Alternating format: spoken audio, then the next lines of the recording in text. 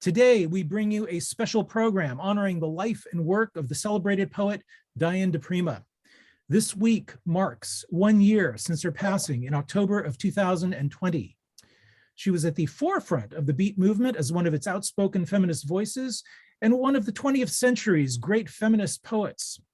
Born in 1930 in Brooklyn, by the 50s, she had become an emerging writer in the Greenwich Village scene, developing friendships with the poets Amiri Baraka, Allen Ginsberg, Jack Kerouac, Frank O'Hara, and Audre Lorde.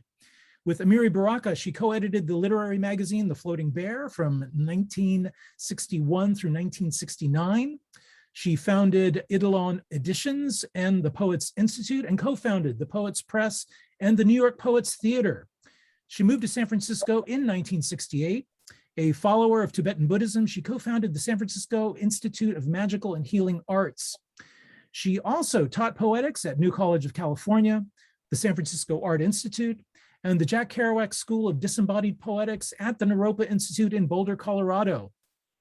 During her life, Diane di Prima published more than 40 books. She served as Poet Laureate of San Francisco in 2009 and has been awarded the National Poetry Association's Lifetime Service Award, the Fred Cody Award for Lifetime Achievement, as well as numerous other honors. Now, one of the lesser known facts about Ms. di Prima was that she was on the forefront of the battle for freedom of speech in the 50s and 60s in the United States, having faced on several occasions charges of obscenity by the FBI and the police due to her work with the New York Poets Theater and the Floating Bear magazine. Diane di Prima's poetry mixes stream of consciousness with attention to form and joins politics into spiritual practice. She held a very special place for us here at City Lights as we shared a deep friendship with her and were honored to be able to publish her work. Today's tribute is celebrating one of her seminal works. We are happy to announce the reprinting in a special 50th anniversary hardcover edition of her Revolutionary Letters. It features 15 new poems, and it is one of her most important works, and we are delighted to be able to make it available in this special edition for a whole new generation to appreciate. So tonight's event is being brought to you by the City Lights Foundation, working in conjunction with Lost and Found, the CUNY Poetics Document Initiative at the City University of New York. We have with us tonight the family, friends, and colleagues of Diane di Prima coming together to celebrate her life and her words. So I'd like to open the evening by inviting Diane's life partner and collaborator of many years, a Tibetan Buddhist practitioner in his own right, Shepard Powell will be opening the evening. Hi. In 2009, Diane was informed by the mayor's office that she would be the next poet laureate, but that she had to keep it secret. Diane didn't like secrets, but she kept it under wraps for a while, and then she just got bored. And she said, the official thing at the San Francisco Public Library will be beautiful, but it's going to be formal. I want to do it my way, the street way. And so on the occasion of her 75th birthday party at a loft in the Mission, with all her friends and loved ones, she staged an inauguration in her style. She had robes on and with all the jewels her body would hold. She had her left hand placed on a volume of Keats and her right hand like this, as Ron Turner from Last Gasp Press officiated. Oh, and she had a laurel wreath on her head. She did it upright. And this is what she wrote as her own Poet Laureate oath of office. In the name of Tara, most bountiful, most holy, all-powerful mother, indwelling every being, I will do all in my power in this magical city to guard, honor, and propagate poetry of all kinds, for all people in all walks of life, and remind them to celebrate the world in all its mystery. Every vision is holy. The power of the imagination is vast. And poetry guards the old roads and opens new ones. Every day, the poem cuts trails into the realms of gold, the alchemical gold of the mind.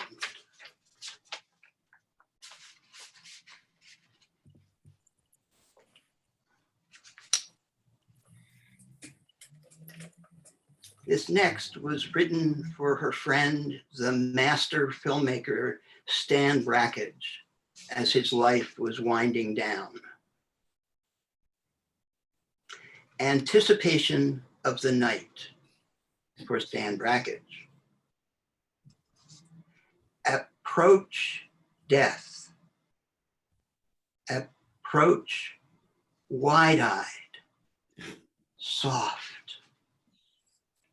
Approach the night, calligraphy of the stars.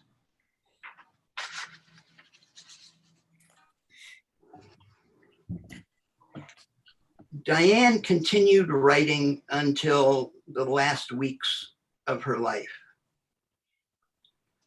Not all of what she left us is legible.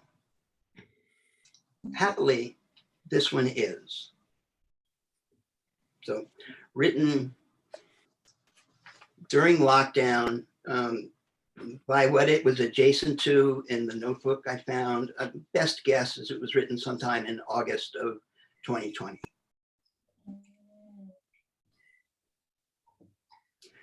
I think I forgot to turn off the radio when I left my mother's womb. In Hasidic Judaism, it is said that before we are born, an angel enters the womb, strikes us on the mouth, and we forget all that we knew of previous lives, all that we know of heaven. I think that I forgot to forget. I was born into two places at once. In one, it was chilly, lonely, physical, and uncomfortable. In the other, I stayed in the dimension of spirit. What I knew, I knew. I did not forget voices. The world of spirit held me in its arms. Thank you, Diane, and thank you, City Lights.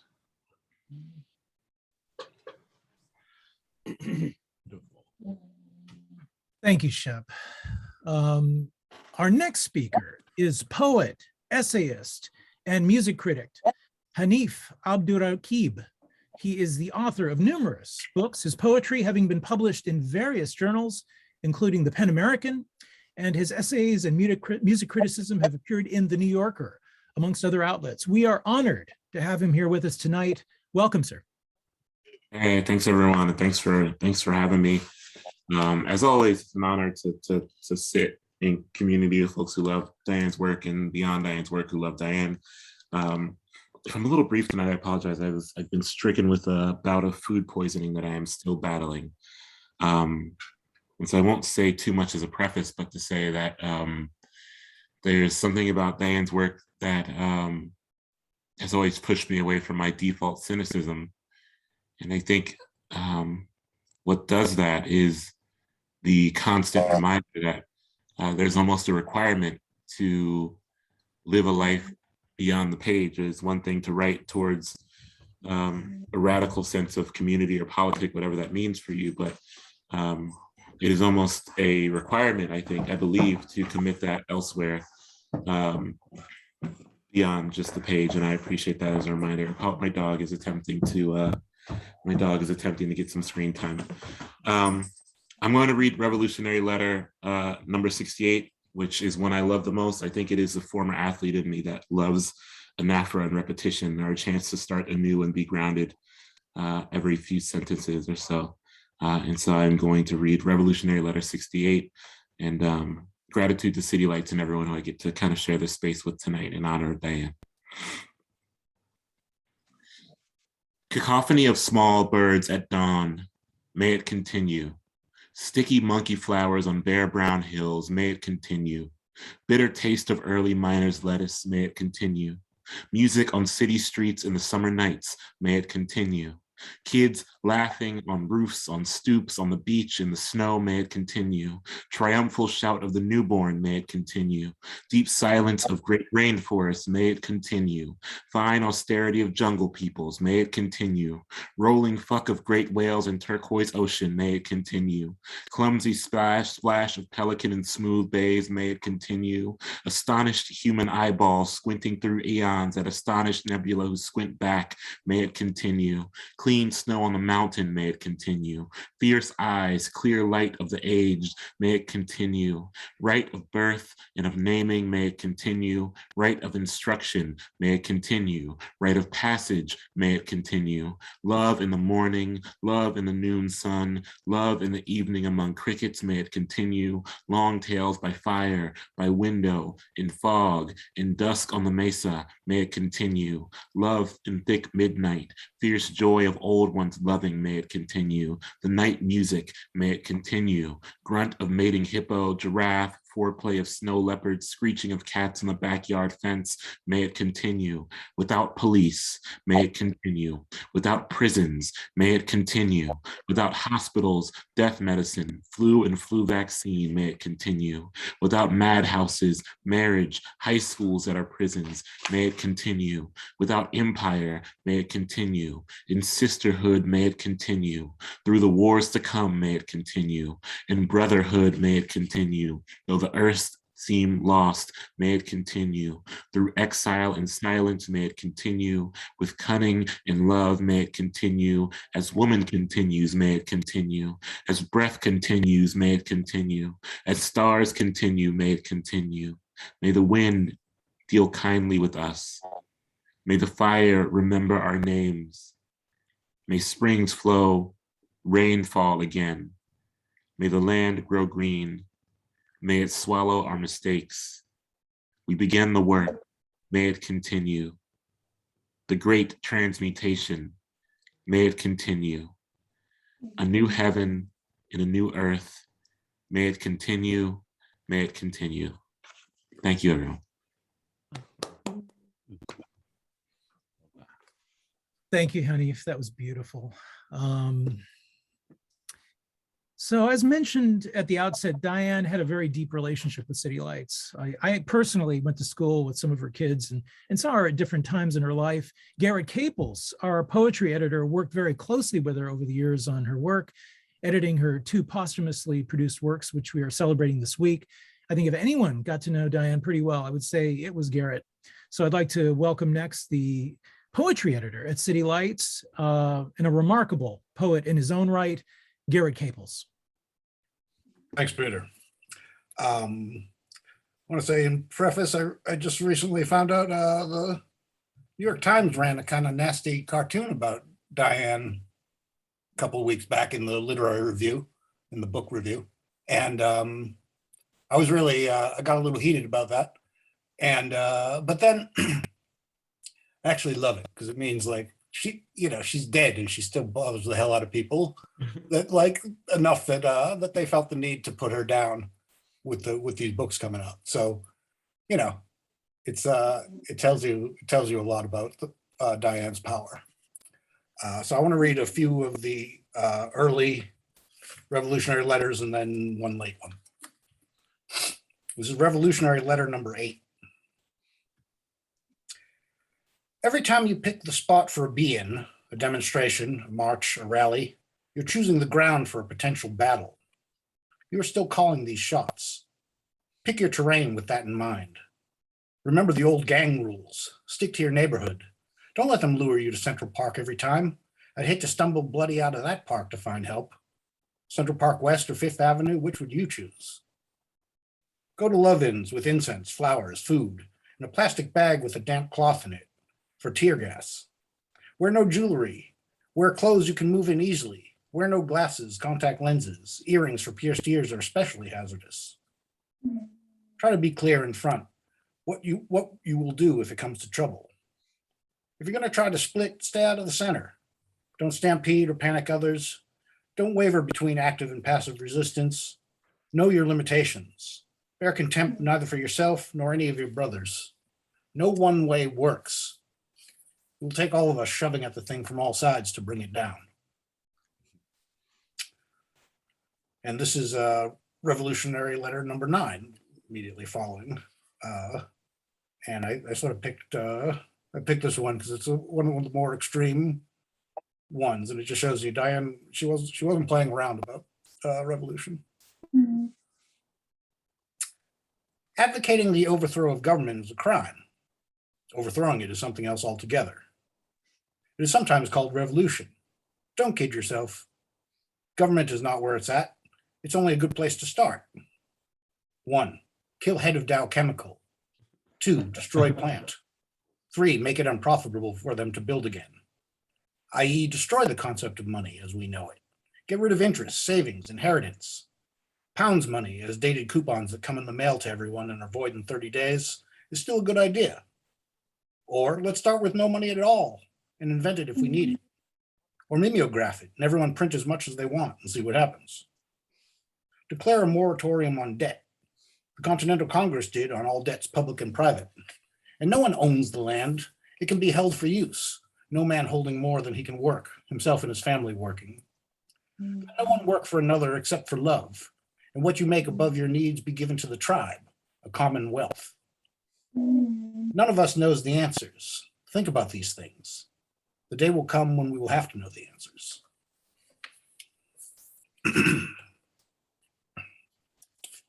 And this one is revolutionary letter number 11, which is a longtime favorite of mine. Drove across San Joaquin Valley with Kirby Doyle, grooving, digging free digger meat from Free City Convention, grooving behind talk of Kirby's family, been here a long time, grooving, friendship renewed, neat pickup truck. We stopped at a gas station, man uptight at the sight of us, sight of Kirby's hair, his friendly loose face, my hair, our dress, man surly, uptight. We drove away, brought down, across fields of insecticide and migrant workers. And man, I said, that cat's so uptight. What's he so uptight about? It's not your hair, not really. It's just what the TV tells him about hippies got him scared. What he reads in his magazine is what's got him scared. We got to come from behind the image, sit down with him. If he sat down to have a beer with you, he'd find a hell of a lot more to say than he'll find with the man who makes your image. He's got nothing in common with the men who run his mind, who tell him what to think of us. Smash the media, I said, and burn the schools so people can meet, can sit and talk to each other, warm and close. No TV image flickering between them. I like that one a lot because it reminds me of he's got nothing in common with the men who run his mind is the state of a lot of the world right now. And I'm just going to read one last one. This is a pretty late one from it actually surfaced after we first put the book together, and we had a delay, and so we were able to include it. And shout out to Cedar for transcribing this for Diane on a visit. This is Revolutionary Letter number 112. Queen showed us how. Sing we are the champions of the world while the ground under your feet is burning. Sing into the mic. Don't hide your burning hair. Look proud, stride off when your microphone catches fire. Thank you very much. Much love to Diane. Yeah.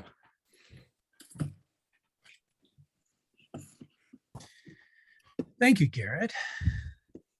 So next up, we are honored to have with us Jeanne di Prima, who is the eldest daughter of Diane, and she's here to say a few words and read from Diane's work. Welcome. Thank you, Peter. It's truly an honor to be here, and I want to thank city lights from the bottom of my heart for the effort, for the love, for sharing Diane so generously with the world. It's really quite touching. Thank you. Tonight I've chosen to read 3 poems that don't appear in Revolutionary Letters. Perhaps those of you who are just considering buying Revolutionary Letters might look to some of her other works as well. But I want to say, before I start reading, I just want to say that having Diane for a mother was truly a gift. It's she's given me the strength and the wisdom. She's given me strength and wisdom I did not know I possessed. I still don't know what I've got, to be honest with you. It comes out a little bit at a time every day, and I'm grateful for that. So without further ado, poem of refusals. No strong men in shirt sleeves striding through my kitchen, warm and obtuse. No me curled like kitten around a sleeping child and smiling seductively. No short skirts, no long breaths. I will not glance sidelong after reading a poem to see if you understood it. No cozy patios, front yards. My cats will never be fat. No one will put me on a t-shirt. I may never learn to put on my own makeup. Don't want to sit quiescent in the car while someone else drives. No circles to go around in. No checkerboard linoleum. No dishwasher. Washing machine unlikely. No flowers, good legs, plaintive poems about marriage. Wind is what men are, and my poems the sea. Children like grass on the hills, they hang in there, or like a forest, they don't come and go. No rainbows, only pelicans flopping clumsy, hoping for that one big fish. You can bet I won't be wistful, let it go by wondering later what it could have been like. My memories run together, and I'm none too sure now who did what to whom, but what we did wrong. But I burned the script where I meet your eyes and smile.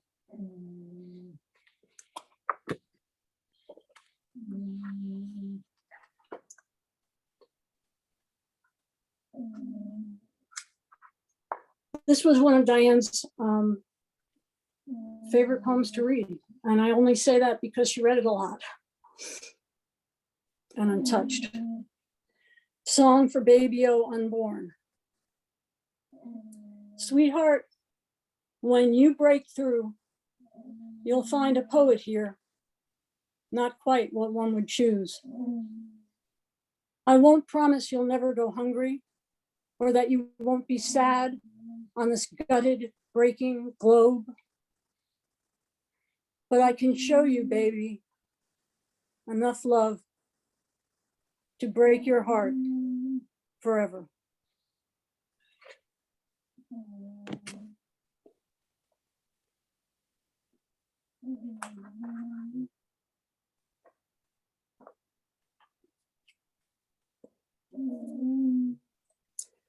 When I was 12, maybe I was 11, I spent my first summer at Tassajara with Diane and Alan. She was studying with Suzuki Roshi. And this next poem was written to me in my 13th year as I was there during the summer studying Zen Buddhism. Letter to Jeannie at Tassajara.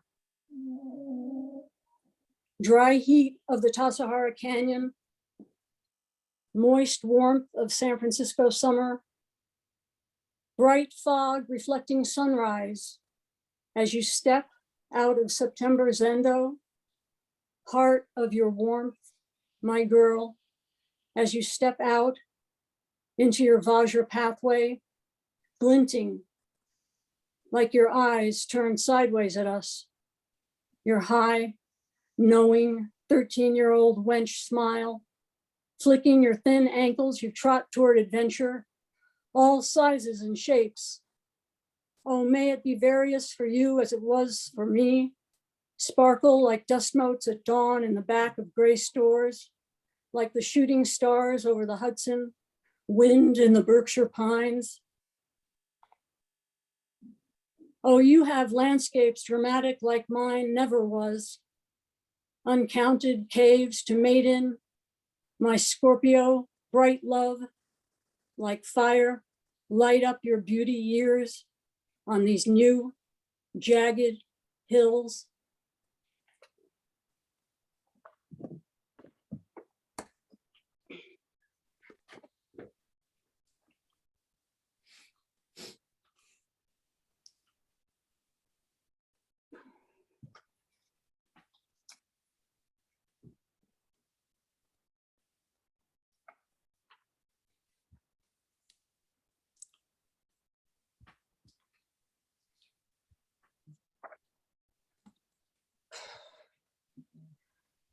This part is a little difficult for me to read. When I was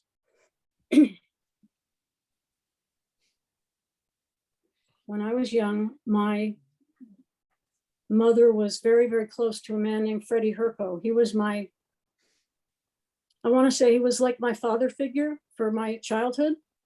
My father was in my life, but he wasn't around very much. And Freddie was there every day. The day before my 7th birthday, Freddie committed suicide. He jumped out a window. And for the following year, Diane wrote she wrote every day. And from that writing has come a book called Spring and Autumn Annals. And it's being published by City Lights. It's been published, excuse me. And they are commemorating its publication this week with an event that can be found on the website as well, I'm sure. And I really wanted to share some of it because it's very moving to me, but it's hard to read, so I'll give it a try. And if the dog snoring bothers you, I'm sorry. I'm doing my best to keep her awake, but I'm not succeeding too well.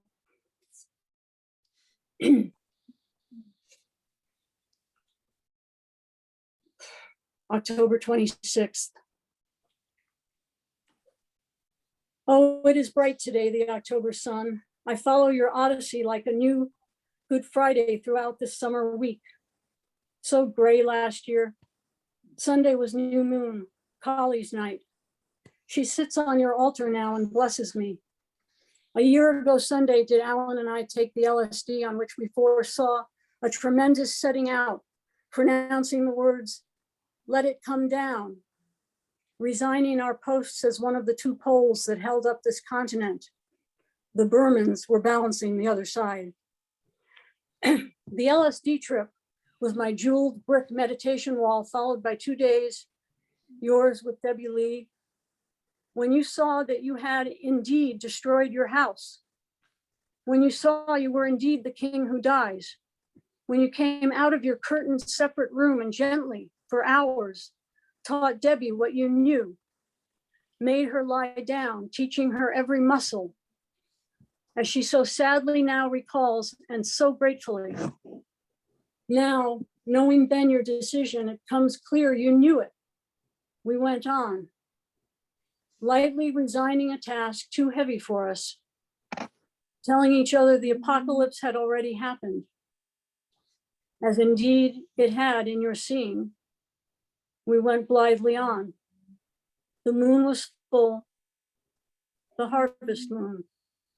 At Wednesday reading at the round table, the oracle splitting apart, there is a ripe fruit still uneaten, it said, and we still did not see. In the day, tomorrow, you met Johnny Dodd and went home with him for a shower. You cleaned yourself. You danced. You shed your flesh. A leap that brought the new age. and turned us loose.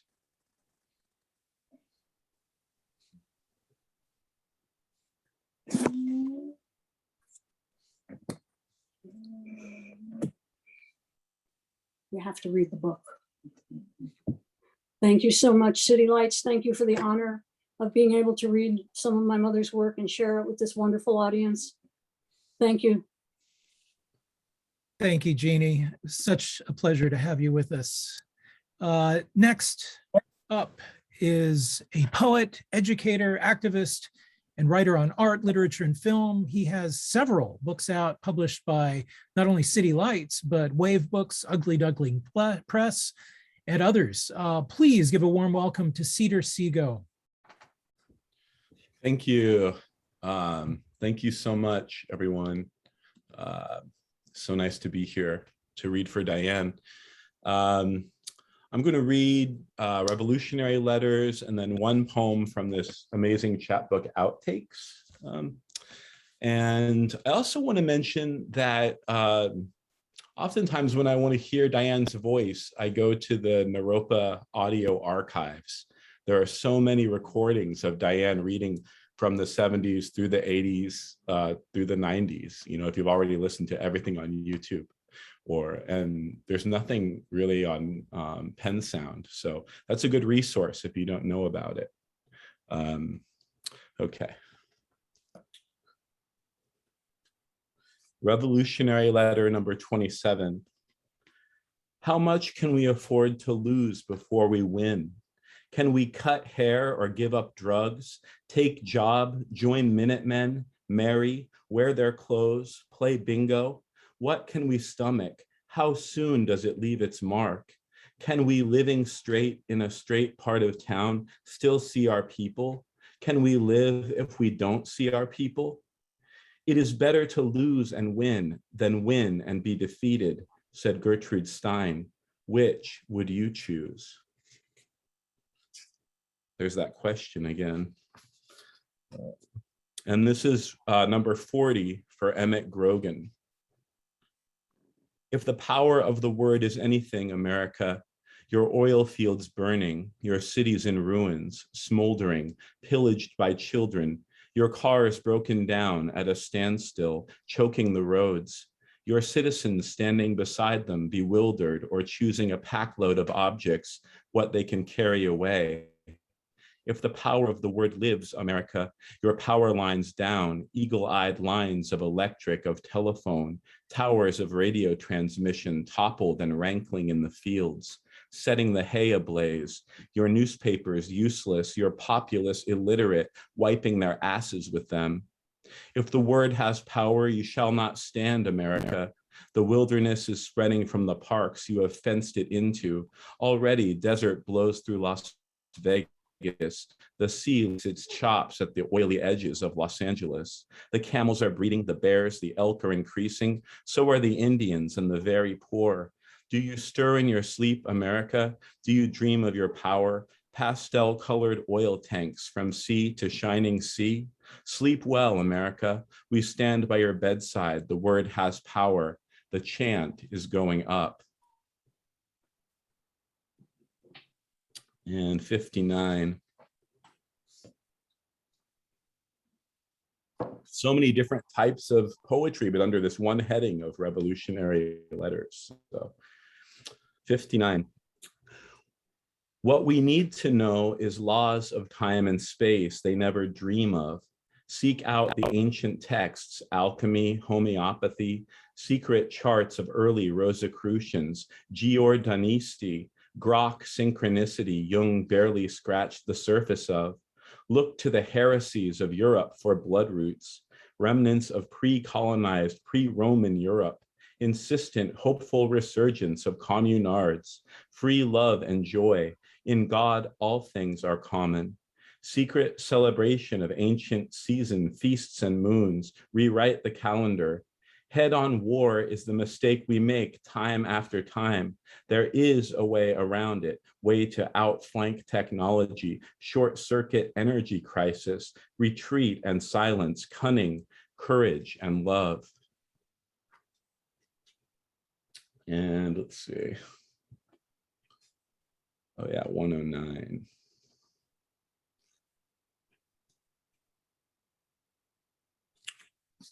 "109 for Annie Banks. Choose your battles, pick your shots. You have only so much ammunition. Where will it do the most damage?" And favorite poems, it feels like it belongs to the revolutionary letters to me. It's called A Good Day Too, for Tony Shabella and the Secret Six. "It is with my whole heart open, no pain in it. I celebrate lost brothers and sisters. What joy. We lived riding war ponies straight into the sun." Thank you.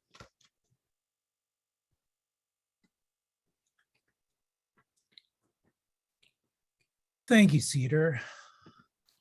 Our next guest is the poet and editor, Sunnylyn Thibodeaux. Sunnylyn co-edits August Press and Lou Gallery Editions. She is the author of numerous volumes of poetry. We're delighted to have her with us tonight. Welcome, Sunnylyn. Thank you. Thank you, everyone, for joining us. Can you hear me? My screen froze for a second. Yeah, we can hear you. Okay, perfect. I, too, am going to read from other work of Diane's, and this is City Light's book for when she was Poet Laureate, The Poetry Deal. And funny story, when she finally did do her reading for this book at the San Francisco Public Library, after the reading, we went up as a family to talk to her and introduced our daughter, Lorca. And Diane kicked her leg out from under the table, wiggling her shoe. And she said to Lorca, who was probably 5 at the time, "Do you like my shoes?"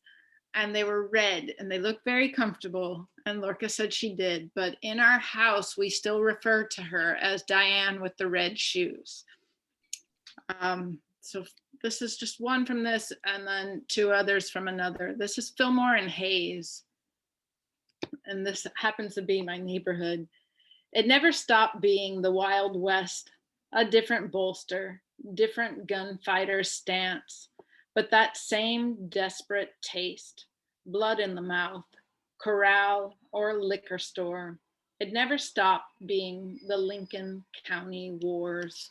That was written on the winter solstice, 2008.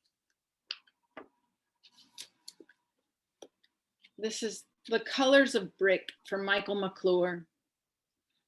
What I used to like about poems, they don't up and go like theater, my mistake. The rains are heavy and the sun doesn't preserve the fruit either. What I used to like about poems, the words staying still, wine peaches that they don't grow anymore, or at least not in the East, bursting and slightly rotten taste best. If the line carries over, does that make us see? The earth is slippery with rot. The words slide out of place. To be able to see it, to be able to say it is nothing. But the process, the bloody process. What I really love about Diane's work is always she taps everything. It's domestic and it's political and it's all just there always. SF Blues, 9 days of fog, ominous oracles, screams from Lily Alley, traffic and buzz of planes, electric wires, no baby yet, no sure thing, flowers dropping from lethargy on the back porch. That's it. Thank you all.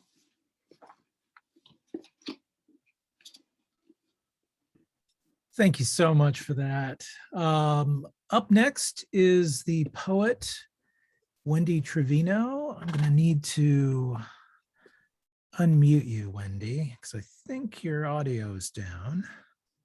There Oh, we I go. can unmute it. Okay. Wendy is the author of numerous books of poetry. Her work has been published by Perfect Lovers Press, Commune Editions, and Kripskaya Books. So delighted to have you with us. Thank you for being here. Thank you guys for having me. I feel very honored to be within the circle of people that knew Diane so well. And, you know, just, I love her work. I feel like I kind of came to it late since we're talking about her. It's interesting, comrades of mine were friends with her, you know, they would hang out with her, and I'd heard about her and I'd seen some of the poems floating around because so many people around me love them so much, and I loved them when I would see them. But you know how it is, like you don't always go seek out the book. You're just happy to see like these poems popping up. And one day I wrote this, it was a plea, honestly, to friends on Facebook. It was this, you know, just like a update or whatever. Not an update, it was a plea, but it was a post, that's the word. And one of my comrades actually wrote underneath it, revolutionary letter number, blah, blah, you know, like one revolutionary letter. And I actually ended up titling that. And that's when I went and like actually read the whole book. And I was just floored. You know, I was like, I couldn't believe like all these different kinds of poetry that were in there, that's in here. And just how unabashed Diane was about, you know, who her friends are. And yeah, you know, I mean, that was a big deal for me. So it's a big deal to get to be here with you guys, is what I'm saying. And probably one of the coolest things I've gotten to do since I started publishing was write this blurb for the book. So it's an honor, thanks. Okay, so I'm gonna read Revolutionary Letter 19, which I think people are really familiar with. And it was probably the first poem of Diane's that I saw, you know, that I was introduced to.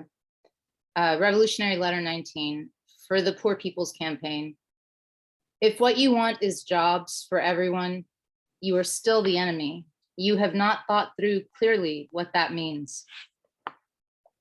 If what you want is housing, industry, GE on the Navajo reservation, a car for everyone, garage, refrigerator, TV, more plumbing, scientific freeways, you are still the enemy. You have chosen to sacrifice the planet for a few years of some science fiction utopia. If what you want still is or can be schools where all our kids are pushed into one shape, are taught it's better to be American than Black or Indian or PR, where Dick and Jane become and are the dream, do you look like Dick's father? Don't you think your kid secretly wishes you did? If what you want is clinics where the AMA can feed you pills to keep you weak or sterile, shoot germs into your kids while Merck & Co. grows richer, if you want pre-psychiatric help for everyone so that the shrinks, pimps for this decadence can make it flower for us, if you still want a piece, a small piece of suburbia, green lawn laid down by the square foot, color TV, whose radiant energy kills brain cells, whose subliminal ads brainwash your children, have taken over your dreams, degrees from universities, which are nothing more than slum landlords, festering sinks of lies, so you too can go forth and lie to others on some grainy campus, then you are still the enemy. You are selling yourself short. Remember, you can have what you ask for. Ask for everything. Okay. Next is Revolutionary Letter 46. And as you learn the magic, learn to believe it. Don't be surprised when it works. You undercut your power. 47. To be free, we've got to be free of any idea of freedom. Today, the State Department lifted the ban on travel to China and closed Merritt College. Last one, 48. Be careful. With what relief do we fall back on the tale so often told in revolutions that now we must organize, obey the rules, so that later we can be free. It is the point at which the revolution stops, to be carried forward later and in another country. This is the pattern, but we can break the pattern. Learn now, we see with all our skin, smell with our eyes too, sense and sex are boundless, and the call is to be boundless in them. Make the joy now that we want. No shape for space and time now, but the shapes we will. Thank you. Thank you, Wendy. So our final guest this evening is the artist, illustrator, and writer, Jenny Jo Wennlund.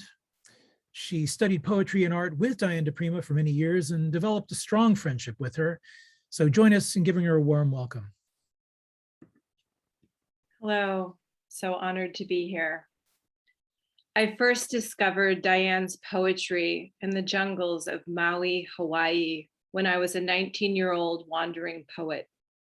My roommates across the dusty hall were poets as well, and they read pieces of a song by candlelight upon their bedroom floor. I was immediately altered. Upon a trip to San Francisco the following year, I saw a flyer tacked to the board at City Lights announcing Diane di Prima's upcoming classes. I returned to Maui, packed up my ramshackle belongings, and moved to the Golden City as soon as I could. Diane is the godmother of my firstborn daughter, Alabama B, and fiercely assured me I could be an artist as well as a mother. Was it the easy way? Of course not. But she paved a monumental path for so many of us, mothers in the same forest. Oh, and she taught me to meditate and laugh and make lentil soup, send countless postcards, her original version of the text message, and to learn my inner magical realm. With humble love and honor, may it continue. First poem of Diane's is Revolutionary Letter 36. Who is the we? Who is the they in this thing? Did we or they kill the Indians? Not me. My people brought here cheap labor to exploit, a continent for them. Did we or they exploit it? Do you admit complicity? Say, we have to get out of Vietnam. We really should stop poisoning the water, etc. Look closer. Look again. Secede. Declare your independence. Don't accept a share of the guilt they want to lay on us. Man is innocent and beautiful and born to perfect bliss they envy. Heavy deeds make heavy hearts, and to them, life is suffering. Stand clear.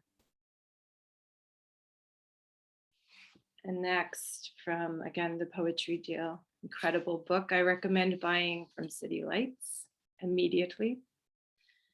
This one is for Shepard, who is with us tonight, healer and beloved. Now I cook the tree bark gruel for myself with the same love with which you cooked it for me, letting me know I'm worth it. The time, the care, the sometimes rare ingredients. And I wonder as I stir the strange stuff, almost alive, whether that isn't what you do for everyone you work on.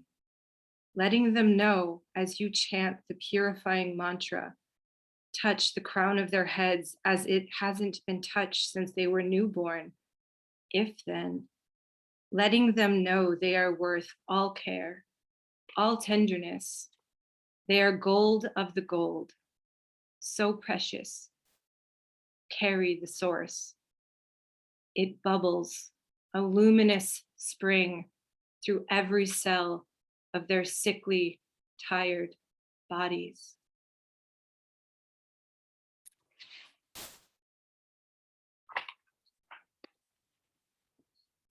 This is Love Song of the Loba. Oh, my Lord, blue beast on the pale green snows. See, I have been running to keep up with you. I have been running to find you. My tongue scours ice your tracks made. I drink hollows of your steps. I thought many a dark beast was you, only to find perfume of your fur, bright cloud of your breath, not there. They are flesh and clay, heavy dross. They do not fly in the wind. See, I have flown to you. Do you lurk in night? Do you sail to sea on an ice floe, howling sacred songs? Oh, my Lord, my good, dark beast, how is it I cannot taste you, wraith and shadow, triple-headed, blind God of my spirit?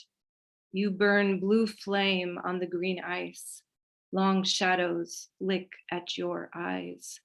Your fur like Arctic night, the fire of your song. I will circle the earth. I will circle the wheeling stars, keening my blue gems. Shoot signals to your heart. I am your loved one, lost from eternity. I am your Sakti, wheeling through black space. I, the white wolf, Loba, call to you, blue mate, O lost Lord of the failing hills. And then one final piece, which is from Recollections. In the early 1980s, I stood in the Metropolitan Museum in one of those huge rooms full of old statues, that light, that afternoon light on old marble, anonymous statues stretching as far as the room. I no longer remember if they're Greek, Roman, or Egyptian, just the field of broken, yellowed marble. In that moment, I saw clearly that there was no calling higher than this, to be an anonymous worker in the ranks, one of the unknown artists who from time immemorial and for all time to come have been making the beauty that is the leavening in our lives. A laborer in the ranks of artists and artisans. There is no difference here, no need to distinguish. I saw there was no fame worthier than this. Simply to have lived and made the work and offered what beauty, what comfort we could to the world. No organization to belong to, no office to hold, no grant or title that was equal to the honor of having been one of these. This is the secret society of Western mythos, the magical society we have sought life after life, that Crowley sought, that Gurdjieff society of anonymous artists of the world. Thank you. Oh, thank you, Jenny Jo. Oh, that was just amazing.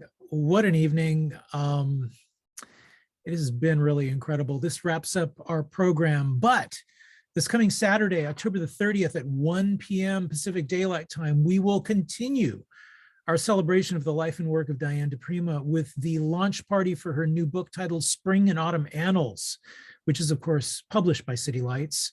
And it was one of the final books produced. We'll have with us Emil Alcalay, Amber Tamblyn, and many others. The event will be moderated by Sarah Larson. This is going to be a virtual event, so please do sign up at the City Lights website.